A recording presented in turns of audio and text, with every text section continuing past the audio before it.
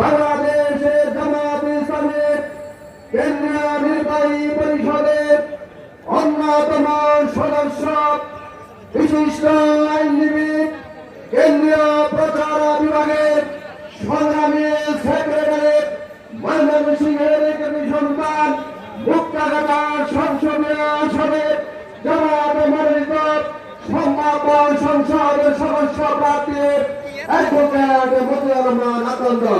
Advocate Motiar Rahman Akand.